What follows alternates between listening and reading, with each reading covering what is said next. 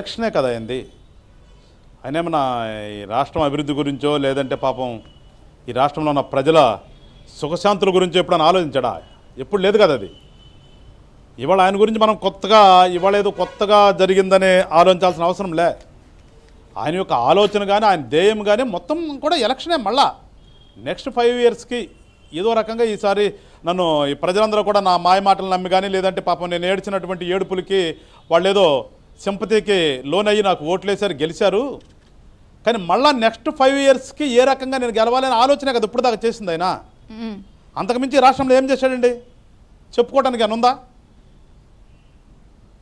ఇప్పుడు ఇచ్చిన హామీలు నెట్టుపోని ప్రజలందరూ తెలుసు. మనం ఎన్నిసార్లు చెప్పుకున్నా కానీ అన్న వస్తాడు, వారంలో సిపిఎస్ రద్దు అన్నాడు. అక్కడి నుంచి మొదలు పెడితే ఏముంది, అన్న వచ్చిన వారం రోజులకు ప్రజావేదికను పగలగొట్టాడు. ఏ ప్రజాస్వామ్యంలో కూడా ఏ రాజకీయ నాయకుడు కూడా ఒక పదవిలోకి వచ్చిన తర్వాత చేయకూడని పనులు ఈయన చేసిందన్నీ కూడా ఒక ప్రభుత్వ సొమ్ముతో కట్టినట్టు ఎక్కడ చూడం ఎవడం కూడా.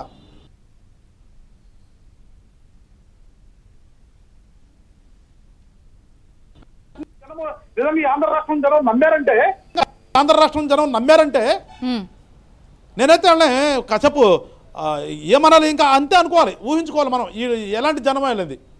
సరే అక్కడి నుంచి మొదలైందే ఈ వాలంటీర్ అనేది. ఎవరికి తట్టనే ఆలోచనలన్నీ వీళ్ళకి ఎందుకు తడతాయి? కానీ నిజం చెప్పాలంటే ఫస్ట్ ఆఫ్ ఆల్ ఎవరు వాళ్ళ వ్యవహారాన్ని మాట్లాడటానికి కూడా సాహసించిన టైంలో మీ అధినేత పవన్ కళ్యాణ్ గారు మాట్లాడారు ఫస్ట్ దీన్ని.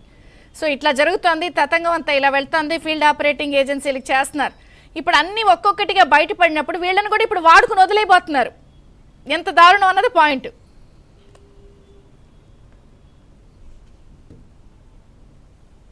అట్లా కదండి. ఇప్పుడు నాకు ఏది అవసరమో అంతవరకే వాడుకుంటాను. బేసిక్గా నేను ఒక వ్యాపారస్తుడిని. నాకు వ్యాపారంలో ఏది లాభమో అదే చూస్తా, కానీ నష్టం వచ్చేదాన్ని జల్లుకు నేను ఎందుకు పోతాను? సింపుల్ కదా. నాకు నష్టం వచ్చేది నేను ఎందుకు ఉంచుకుంటానా? నష్టాన్ని వదులుకుంటాను కదా. ఇప్పుడు నా స్టార్టింగ్ ఏంటి, నాకు లాభమే, నాకు ఏది లాభమో అదే చేస్తా. నువ్వెట్టిపోతే నాకెందుకబ్బా? నాకు ఉపయోగపడాలంతే. నీకు ఉపయోగపడతాను నేను ఎప్పుడని చెప్పానా? నేను ఏ రకంగా ఉపయోగించుకోవాలి అనేదే నా కాన్సెప్ట్ ఉన్నది. అదేవిధంగా ముఖ్యమంత్రి గారి రాష్ట్రంలో పరిపాలన చేస్తున్నాడు. ఆయనకి ఏది అవసరం?